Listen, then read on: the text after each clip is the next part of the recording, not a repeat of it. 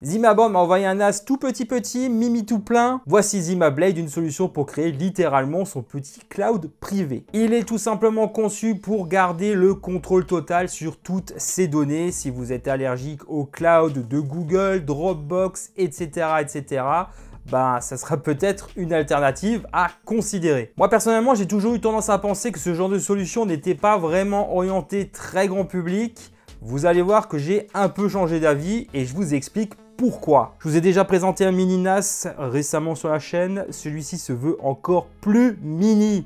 Il m'a envoyé le kit NAS complet. Je vais revenir sur le prix. Après, c'est une solution abordable si on le compare avec des géants du secteur. Tout d'abord, voici un support pour 2 disques durs jusqu'à 3,5 pouces. C'est assez basique, ce sera très sobre sur n'importe quel bureau. J'aime bien l'esthétique.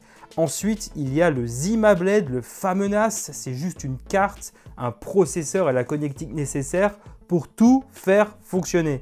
Il profite d'un Intel Celeron N3450 de 16 Go de DDR3 qu'il faudra mettre soi-même dans la machine. J'ai dû mettre 5 minutes grand max pour effectuer cette manipulation. Même les néophytes devraient s'en sortir. Ce Zimablade propose déjà 32 Go de stockage flash eMMC intégré pour l'OS, un USB 3 type C, un autre type A, un port Ethernet Gigabit, un mini DisplayPort, 2 ports SATA 3. Ce NAS est évolutif, il y a un PCI Express 2.0, ce qui vous permettra de passer outre certaines limitations si vous souhaitez un réseau plus rapide. Par exemple, ici, je peux mettre une carte 2,5 Gigabit, tout dépend de ce que vous cherchez à faire.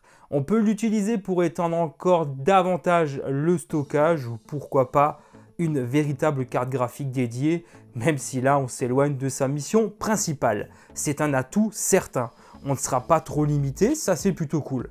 Zimaboard fournit aussi un câble USB-C vers USB-C, 2 câbles SATA, soit pour relier un seul disque dur ou 2 à la fois. L'alimentation USB-C évidemment, avec un bloc de 36 watts.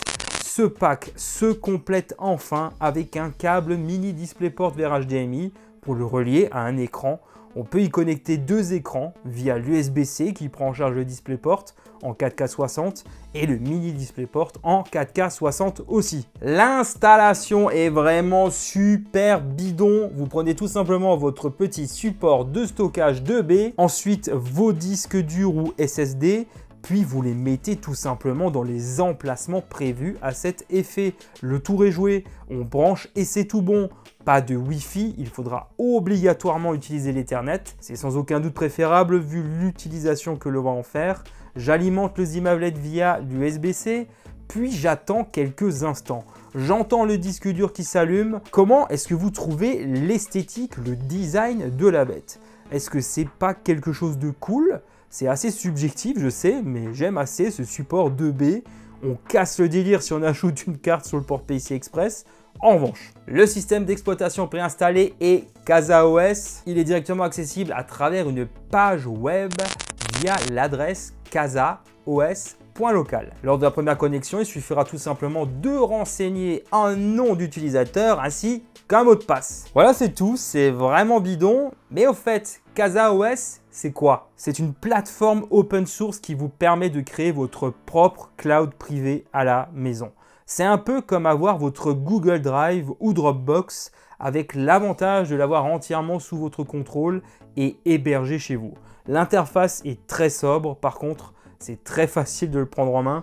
Ici, on a la date et l'heure, une fonctionnalité pour faire des recherches rapidement, les dernières activités qui ont été faites sur le NAS, l'état du système en temps réel, charge du CPU, utilisation de la RAM, consommation aussi.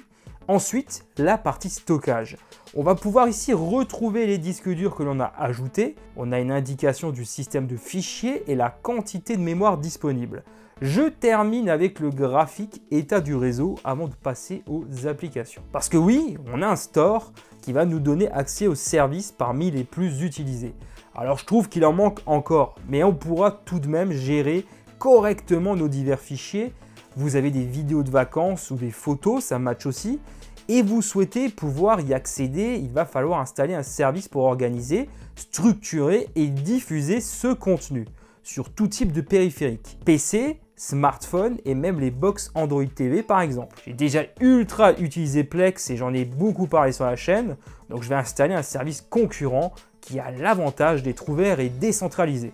Jellyfin qui a évolué ces dernières années, j'ai des proches qui m'en disent beaucoup de bien, alors je parle de vidéos de vacances, ces fameux proches ont même des vidéos de vacances avec Tom Cruise, Natalie Portman, Dwayne Johnson, Scarlett Johansson et j'en passe. Ils en ont de la chance, vous trouvez pas? Du coup, ce service leur permet de diffuser ce contenu.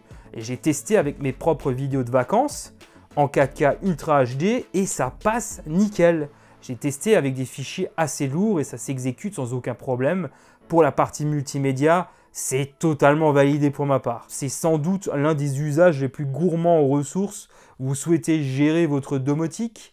Pas de souci, il suffit d'installer Home Assistant, plateforme qui profite d'une excellente interface. Et ne parlons même pas d'ergonomie, c'est sans aucun doute un excellent choix de son côté.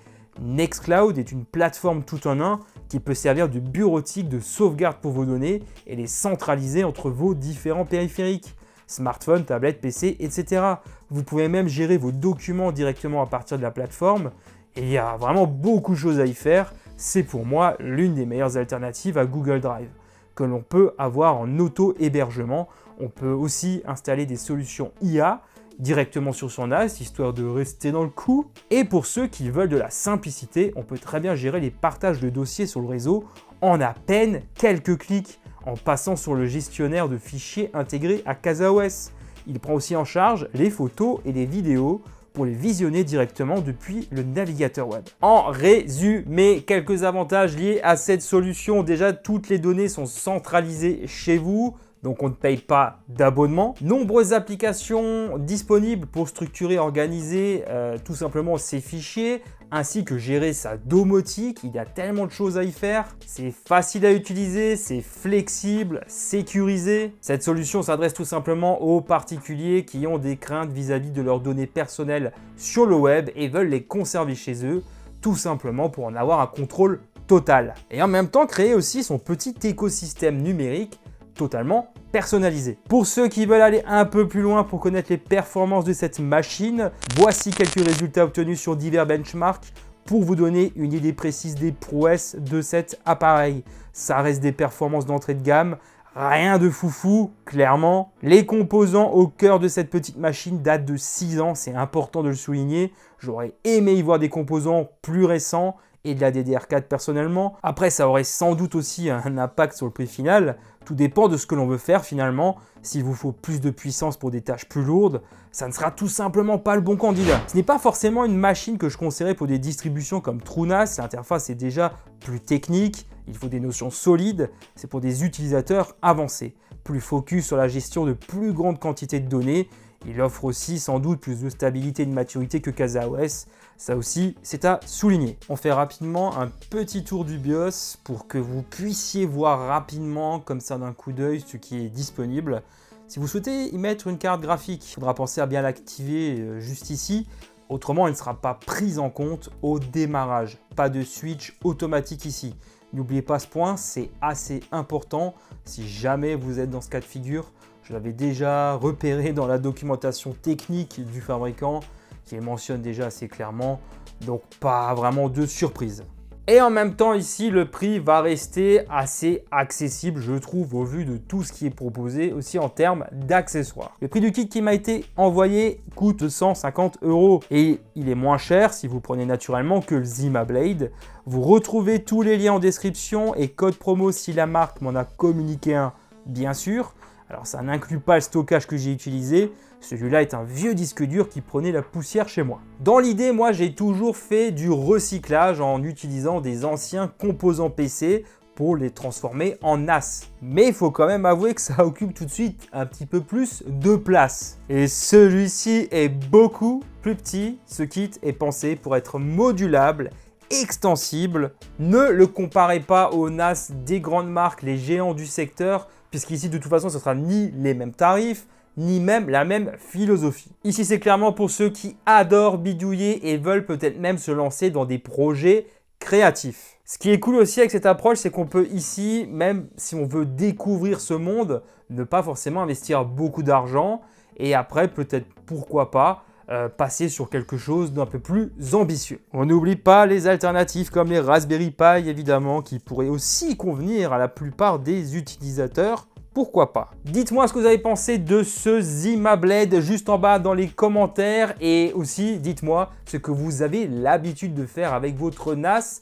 si vous en avez un en dehors juste du stockage de données. Un grand merci d'avoir visionné cette vidéo jusqu'au bout. Comme d'habitude, n'hésitez pas à mettre un petit pouce pour me soutenir et de vous abonner pour ne pas rater mes prochaines vidéos en activant la petite cloche. Pour ma part, je vous retrouve très vite sur la chaîne et sur les autres réseaux sociaux où je suis présent. Les liens sont juste en bas en description. À très bientôt. Allez, ciao tout le monde.